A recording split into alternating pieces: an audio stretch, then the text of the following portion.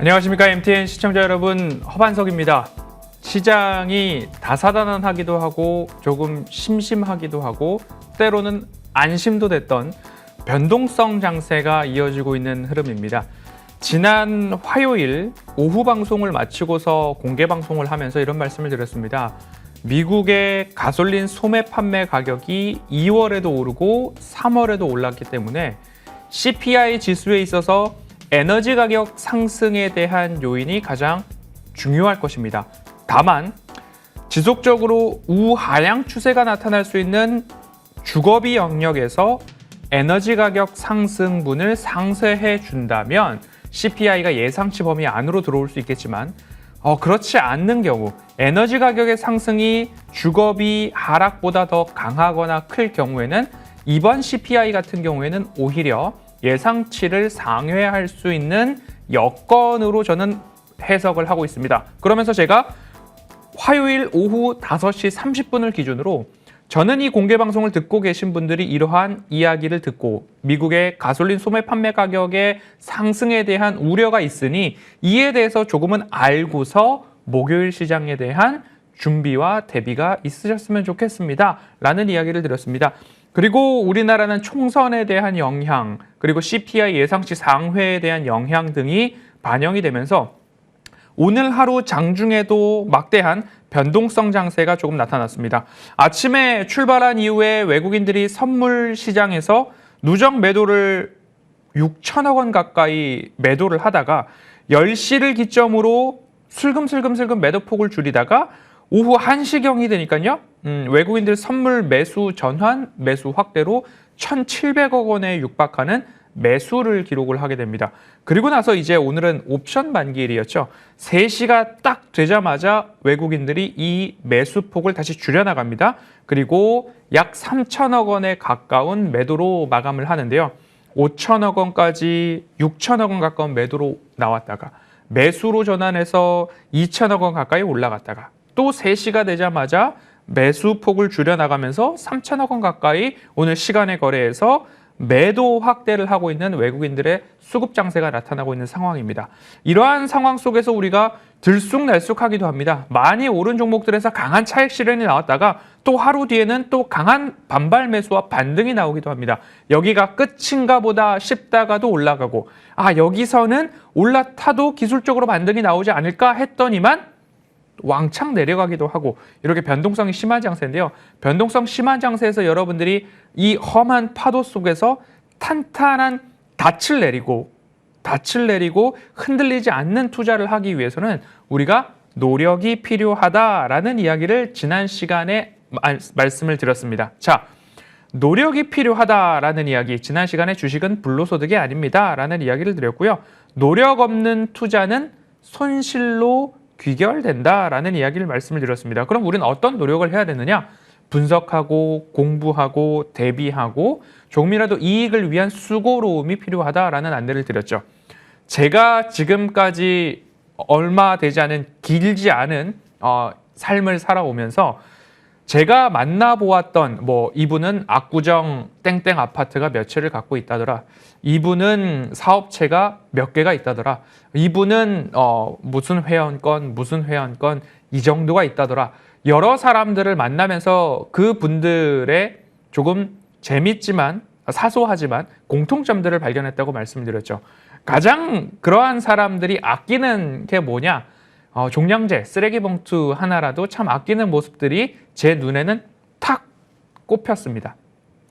그런데 우리가 투자를 함에 있어서 아무렇게나 투자하고 즉흥적으로 투자하고 수급이 쏠리고 시세가 몰린다 해서 단발적으로 들어갔다가 2에서 3%에서 손절하지 이런 안일한 마음으로 투자를 했을 때 백전백패이지 않을까. 그러면 종량제, 쓰레기 봉투 한 장의 값어치보다도 내가 안일한 마음으로 2에서 3%에서 손절하고 나오지 라는 그 비용에 있어서 얼마나 많은 손실이 날 것인가. 이랬을 때는 압구정 땡땡 아파트가 몇 채인 분들과 조금이라도 따라가기는 어렵겠다라는 생각에 철저하게 분석하고 철저하게 공부하고 그렇게 했을 때 지속 가능한 투자가 1년, 2년, 3년, 4년, 5년, 10년 동안 누적했을 때 그래도 시장의 상승 대비 그래도 나의 투자 성과가 좋았어 라는 모습들을 가져올 수 있지 않았을까. 그래서 나는 이렇게 투자하면서 깡통을 몇 번 찼는데 라는 이야기를 많이들 하시고 들어보셨을 겁니다.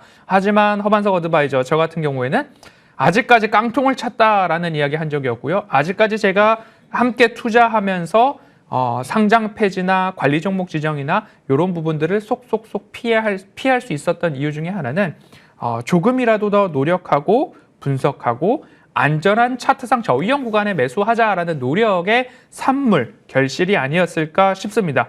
오늘은 어떻게 노력을 하는가, 우리가 어떤 노력을 해야 하는가, 지난 시간에는 정신무장을 했다면 이제는 조금 더 디테일하게 이런 노력을 해야 합니다. 한 발자국 나가보도록 하겠습니다. 투자보다 중요한 것이 노력이고 투자보다 중요한 것이 분석이다라고 말씀을 드리고 싶은데요.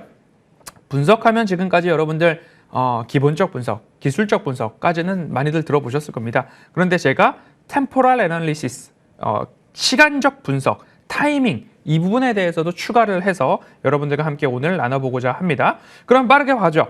기본적 분석이라고 한다면 기업이 얼마만큼 돈을 벌어들이느냐, 기업이 자산 가치와 수익 가치, 영업 가치들을 합산했을 때 이 기업은 적어도 주당 또는 시총이 이 정도는 돼야 할 거야 라고 하는 것을 기업의 기본적 분석이라고 하겠죠. 그러면 내재 가치보다 기업 가치가 적을 때를 우리는 이 기업은 그래도 저평가되어 있구나, 매수할 만하구나 라고 평가를 하고 있고요. 내재 가치와 기업의 가치가 조금 동일하거나 오히려 현재 시총, 기업의 가치가 크다라고 평가했을 때는 조금은 비싸구나. 그러면 여기서 매수하기에는 그렇게까지 적절하지 않을 것 같아 라고 우리는 분석을 하고 판단을 하기도 하죠. 이런 분석을 우리는 기본적 분석이다라고 하면서 그런 분석에 대한 결과물로 이렇게 이야기를 합니다. 밸류에이션이 싸다. 그러면 매수하기 좋은 자리다. 밸류에이션이 비싸다. 이 기업의 내재 가치보다 현재 주가가 고평가되어 있다라고 할 때 밸류에이션이 비싸다. 이렇게 이야기를 하죠. 그럼 우리가 매수하기 좋은 자리를 어떻게 이야기를 하죠? 밸류에이션이 싸다. 매수하기 좋은 자리다. 그렇게 좋은 자리를 저는 차트상 저위험 구간에서 찾아갈 필요가 있고 찾을 노력을 우리는 해야 된다라는 이야기를 드리고 있습니다. 그러면 새롭게 여러분들에게 말씀드리고 싶은 것은 기술적 분석 넘어서 이제 시간적 분석인데요. 기술적 분석 같은 경우 이제 기본적 분석에서 펀더멘털 밸류에이션이 싸다라고 이야기를 했으면 기술적 분석에서는 차트상 저위험 구간을 함께 찾아 나가는 거죠. 차트에는 어떤 것들이 그려져 있나요? 주가, 거래량, 추세, 패턴, 수급 이런 것들을 다 하나씩 볼 수 있고 거기에다 보조 지표를 하나씩 넣어가지고 우리가 시간적으로 여기가 매수하기 좋은 구간이야 라는 것들을 조금 걸러내는데 도움을 주는 통계 자료라고 보시면 좋겠습니다. 예를 들어서 이렇게 되는 거죠. 차트 흐름들을 보시면 제가 늘 추세 저점, 과거의 추세 저점과 최근의 추세 저점에다가 빨간색 동그라미를 긋고요. 그 추세 저점들을 연결했을 때 중간중간에 추세의 동그라미가 더 많이 그어졌을 때 이 추세선에는 어떻게 뭐가 있다? 의미가 있다라는 이야기를 드리고 있습니다. 그럼 거기에 평행한 선을 긋고 위로 하나 올리고 또 평행한 선을 긋고 위로 올렸을 때에 지금처럼 작은 네모 자리에서는 어떻게 되겠죠? 되돌림 자리, 중기 되돌림 자리. 그리고 큰 네모에서는 이 정도 되면 밸류에이션이 적정 가격을 받고 있거나 또는 고평가 영역에 들어왔더라. 그러면 기업의 이익이 주가 상승폭 대비 그렇게까지 다이나믹하게 올라가지 않는다면 우리는 이 자리에서는 수익 실현에 대한 마음을 가져볼 필요가 있겠다. 그럼 여러분들이 투자할 때요. 차트를 길게 열어 놓으시고 지금 파란 색깔 라인이 우상향, 좌측보다 우측이 더 Y축으로 봤을 때 위쪽에 있잖아요. 그러면 이 기업의 주가는 우상향 추세를 그리고 있구나. 그리고 우리가 매수하기 좋은 자리는 추세선을 그었을 때 추세 저점, 빨간 색깔 동그라미에서는 매수의 자리, 파란 색깔 네모에서는 매도의 자리를 우리는 기술적으로 분별할 줄 알아야 된다. 이렇게 차트를 보고서 하는 분석을 기술적 분석이다 라고 이야기를 드리고 있죠. 그러면 시간적 분석은 뭔지 추가해서 말씀드리도록 하겠습니다. 시간적 분석이라는 것은 우리는 이제 지금 현재 시점으로 봤을 때 4월 달에는 어닝 시즌이라는 이야기를 합니다. 1분기에 이 기업이 얼마만큼의 수익을 냈느냐. 그럼 1분기 어닝 시즌, 1분기 실적 발표 시즌에 진입을 하게 되죠. 그러면 이 기업이 지금까지 매출액과 영업이익과 당기순이익, 영업이익률이 우상향 추세를 그리고 있는 기업이라면 마찬가지로 지금도 좋을 가능성이 높을 거야 라는 기본적인 전제 하나, 또는 역발상 투자라는 이야기도 들어보셨을 거예요. 지금까지 잘 하던 기업이 4분기에 일회성 비용 등 여러 가지 비용들을 한꺼번에 반영하면서 실적에 쇼크가 왔더라. 그러면 이 기업의 악재가 더 이상 없다. 그러면 1분기부터는 다시 원래의 흐름대로 돌아온다면 어닝 서프라이즈에 대한, 호실적에 대한 기대감은 없는가? 이 부분에 대해서 우리는 지금 4월 달이기 때문에 누차 방송에서마다 제가 안내드리고 있는 부분은 1분기 호실적이 기대되는 종목들, 예를 들어서 일회성 비용의 반영도 있겠지만 일회성 이익의 반영도 있겠죠. 예를 들어서 기술 수출을 했다거나, 예를 들어서 기업의 무언가를 매각을 했다던가, 아니면 기업이 본사 사옥을 이전하면서 기존에 있던 사옥을 매각하면서 부동산 가치의 재평가에 따른 일회성 이익이 발생되는 기업들이 1분기에 좋을 것이다. 또는 제가 오늘 오전 방송에서도 말씀드렸던 롯데관광개발 같은 경우에는 코로나 팬데믹 시절처럼 주가는 차트상 저위험 구간에 머물러 있지만 외국인 관광객들이 늘어나고 있고, 그리고 제주도로 들어오는 입도객의 숫자가 코로나 팬데믹 이후에 가장 최고치로 달리고 있고 3개월 연속 입도객이 이만큼이나 되더라 라는 이야기들이 나타났을 때, 그러면 1월달, 2월달, 3월달에 매출액과 영업이익 통계가 좋았으니 이 기업 같은 경우는 1분기 실적이 1, 2, 3월 통계를 보니까 좋네. 그럼 실적 발표가 나왔을 때 당연히 좋겠네 라는 유통이나 관광이나 면세 쪽에서의 좋은 흐름들이 나올 수 있을 것 같아. 그런데 주가는 늘 선반영에 대한 모습들이 있죠. 그래서 먼저 올라간 종목이 어떤 종목이 있을까요? 글로벌 텍스프리 같은 경우에는 이러한 것들이 먼저 선반영되면서 주가가 이미 올라가 있지만 다시 내려왔을 때는 우리가 또다시 재매수의 관점으로 볼 수 있더라. 여러 가지 이야기들을 하면서요. 어닝 시즌을 준비할 때다. 그리고 직전 3월 말까지 우리는 감사보고서, 상패에 대한 우려가 있는 종목들을 걸러내야 하는 작업들이 있었습니다. 이렇게 굵직굵직한 이벤트들이 있는 시즌은 정해져 있죠. 실적 발표 시즌, 감사보고서 시즌, 그리고 어제는 총선이 있었고요. 대선이 있었고 FOMC 회의 때마다 금리 인하에 대한 부분들이 결정이 되느냐, CPI, PPI, PCE, 여러 물가 데이터, 고용 지표들이 발표될 때마다 이런 시점마다 우리는 그 변동성에 대한 주의가 필요하더라. 그렇게 우리는 여러 가지 이벤트들이나 굵직한 사이클, 최악의 실적에서 주가는 저점을 찍고 반등을 시작하더라. 그래서 반도체 섹터 같은 경우에는 200주선 경기선 아래에서는 매수가 용이하더라. 그럼 반대로 반도체가 이제는 많이 올랐으니 반도체 말고 다시 200주선 아래에서 우리가 꼽아볼 수 있는 섹터는 어디가 있을까? 지난주부터 제가 말씀드리는 게 리튬 가격이 바닥을 찍고 반등을 하기 시작한다면 2개 분기 이후부터는 땡땡땡 가격이 바닥을 찍고 올라갔던 역사적 통계가 있습니다 라고 하면서 이 종목을 강조드렸는데요.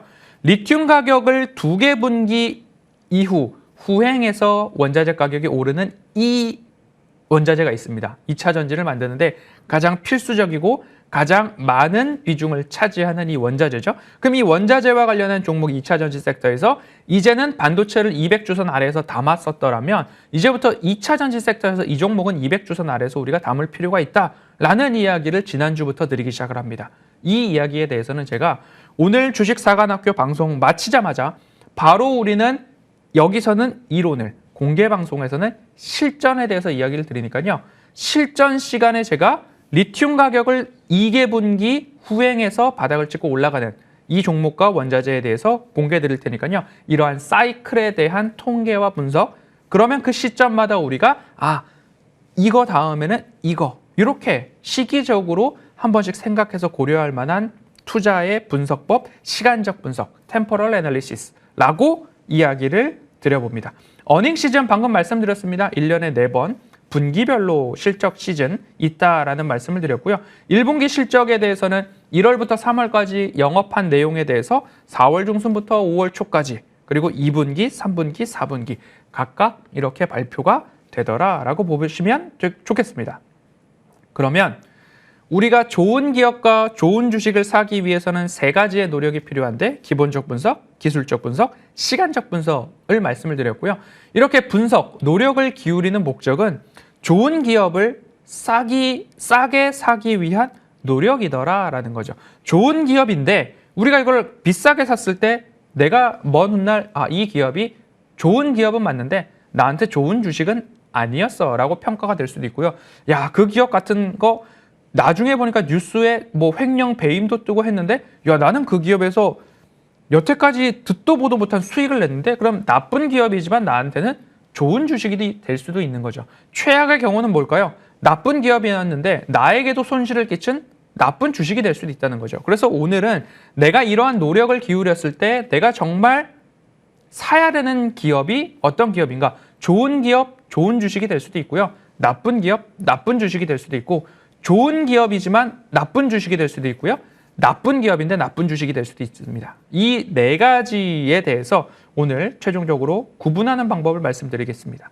자, 먼저 우리는 사람을 구분할 때에도 예를 들어서 이렇게 표현해 볼 수 있을 것 같아요. 이 사람이 친절한데 친절하면서도 일까지 잘하더라. 일머리도 있더라. 이 사람이랑 같이 일을 하는데 일머리도 있고 친절하기도 하더라. 그럼 우리는 그 사람을 호인이라고 이야기를 합니다. 그리고 이 사람이 친절하기는 하는데 일머리가 조금 부족해. 그래서 다른 사람들이 이 사람을 참 많이 이용해 먹는 것 같아. 그런 친구를 향해서 우리는 너 호구냐? 이렇게 물어보기도 합니다. 그리고 일은 정말로 잘하는데 철저하리만큼 로봇처럼 너무나 냉정하기도 하고 이 사람은 조금 예의가 없는 것 같아 라고 하면 야, 일만 잘한다. 저 사람 참 무섭다 라고 해가지고 저 사람 참 호랑이 같아. 호랭이다. 이렇게 이야기를 하기도 합니다. 그런데 일도 못할 뿐더러 예의까지도 없다라고 한다면 정말로 만나고 싶지 않은 왼수 같은 사람이다 라고 우리는 구분을 해 볼 수 있을 겁니다. 여러 가지 명칭들이 여기 들어가겠지만 가급적 조금 그래도 순화해서 여기다 좀 넣어봤는데요. 여러분들도 사람들을 구분할 때에 이 사람이 일도 잘하는데 친절하고 이 사람 수익도 잘 내는데 친절하고 근데 이 사람 수익도 못 내는데 목소리만 크고 뭐 여러 가지로 이제 구분을 해볼 수 있는데요. 좋은 사람을 찾는 방법에 대해서도 여러 가지 기준이 있을 겁니다. 그러면 우리는 다시 투자의 세계로 돌아와서 좋은 주식을 찾는 방법에 대한 기준을 X축과 Y축으로 봤을 때 이 기업이 이익을 잘 내는가, 흑자 기업인가, 아니면 적자 기업인가, 그리고 이 기업은 지속 가능한 기업인가, 아니면 지속 불가능한 기업인가, 단발성으로 이익을 내고 더 이상 미래에 대한 준비가 미래 먹거리가 없는 기업이다. 그러면 지속 불가능한 기업이겠죠. 그래서 이런 기업들을 보았을 때 이익도 잘 나는데 지속 가능한 모멘텀에 대해서 미래에 대한 준비까지도 철저하게 이루어지고 있는 기업이다. 매년 흑자가 나오고 매분기 흑자가 나오고 또 까보니까 다음 스텝에는 이걸 준비하고 있구나. 그 다음 스텝에는 이걸 준비하고 있구나. 철저한 사업에 대한 포트폴리오와 준비가 있는 기업이 바로 좋은 기업, 좋은 주식이 되겠죠. 그런데 좋은 기업은 흑자를 잘 내는 기업이죠. 근데 지속 불가능한 미래에 대한 준비가 되지 않고 있다라고 한다면 흑자를 내고 있기 때문에 좋은 기업이지만 결국엔 주가는 내재 가치를 따라서 회귀하기 때문에 나쁜 주식으로 기억에 남을 수도 있다는 거죠. 그러면 적자를 내고 있는데 그래도 이 기업은 미래를 위해서 지속적으로 노력하고 있어. 결국엔 이 미래에 대한 노력이 나중에는 결실로 흑자로 돌아설 수 있을 거야. 지금은 나쁜 기업이지만 미래에 대한 유망함 때문에 좋은 주식이 될 수 있는 거고요. 가장 안 좋은 거죠. 만나지 않고 싶은 왼수 같은 주식은 이익도 안 나는데 미래에 대한 준비도 없어. 왜 이 기업은 상장했는지 모르겠고 이 기업은 왜 있는지 모르겠다라고 하는 기업은 나쁜 기업, 나쁜 주식으로 우리는 평가해 볼 수 있을 겁니다. 그럼 빠르게 살펴보죠. 좋은 기업은요, 돈도 잘 벌고 성장성이 있고 경쟁력이 있고 제가 이런 이야기를 합니다. 기술적 해자가 있는 기업을 우리는 매수했을 때 오히려 좋은 수익, 위대한 수익을 거둘 수 있다라는 이야기를 하고 있고요. 저비용, 고성장, 고효율, 그리고 미래 먹거리가 준비된 기업, 그리고 그 기업에 소속된 구성원들이 만족도가 높은 기업이 결국엔 더 좋은 성과, 결과를 내기도 하더라. 이렇게 저는 좋은 기업을 정의하고 싶고요. 나쁜 기업은 정반대겠죠. 돈도 못 벌고 미래에 대한 준비도 되지 않고 있고 비용은 엄청나게 들어가는데 이익은 나지 않고 대주주와 오너에게만 이익이 나는 기업들을 우리는 나쁜 기업, 구성원들의 등골만 빨아먹고 월급을 잘 주지 않는 기업을 우리는 나쁜 기업이라고 볼 수 있을 겁니다. 좋은 기업인데 좋은 주식은요.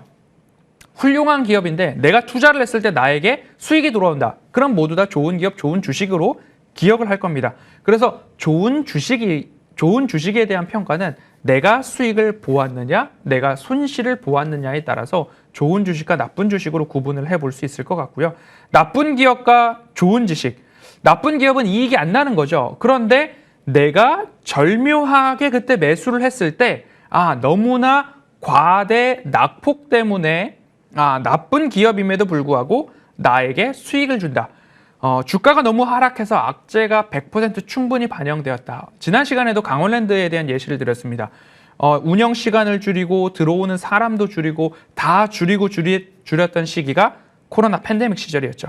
그렇게 악재가 100% 반영되었을 때 더 이상 드라백, 사람들이 게임을 하는데 내는 판돈이 줄어들지 않더라. 그러면 거기가 최저점이다.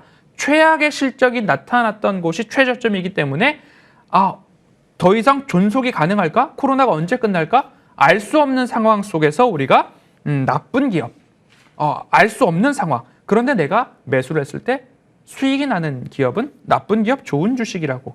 하지만 펀더멘털이 훼손되었다라고 판단이 될 때에는 장기 보유에는 지속 가능성에 대해서 훼손이 되었기 때문에 장기 보유에는 부적합하다. 그럼 나쁜 기업, 나쁜 주식은 한마디로 왼수 같은 기업이다 라고 한 번씩 살펴보시면 좋을 것 같아요. 툭하면 CB 찍고 전환사채 찍고 툭하면 유상증자하고 그래서 나의 주식 가치는 떨어지고 그 안에 있는 주주들에 대해서는 의견을 듣지 않는 기업. 이런 기업은 나쁜 기업이기도 하고 내가 매수했을 때 수익을 내기 어려운 기업이다 라고 보시면 좋을 것 같습니다. 그래서 제가 이 표 안에 여러분들이 갖고 있는 종목이나 앞으로 여러분들이 매수하게 될 종목들에 대해서 한번 어디에 들어갈까 점을 한 번씩 찍어 보십시오. 이거는 좋은 기업이고 이거는 좋은 주식이다. 이거는 왼수같이 피해야 되는 기업, 나쁜 주식이다 라는 부분에 대해서 여러분들의 투자의 종목을 하나하나 평가해 보시면 좋을 것 같습니다. 자, 내게 좋아 보이는 기업은 누구에게도 좋아 보입니다. 그런데 그 기업이 나쁜 기업이 될 수 있습니다. 왜? 내가 고점에서 샀을 때 나쁜 주식이 될 수 있기 때문에 고점에 매수하는 거 주의하시면 좋을 것 같고요. 오늘 이제 방송 직후에 바로 제가 리튬 가격 이후에 어떻게 된다. 이 기업 하나 공개해 드릴 거고요. 그리고 오늘의 공개 방송 주제는 지난 화요일에는 CPI 발표 전 꼭 보아야 할 방송이라고 말씀을 드렸고요. 지금은 금리 인하 개시 전 우리가 알아야 할, 안 보면 후회할 공개 방송을 준비했으니까요. 오늘 방송 이후에 바로 공개 방송 이어집니다. 6시부터 공개 방송 참여해 주시고요. 리튬 가격 하락 이후에 여기를 보세요라는 것과 금리 인하 개시 전 여기를 보아야 됩니다. 라는 이야기 드리도록 하겠습니다. 지금까지 주식사관학교의 허반석이었습니다. 감사합니다.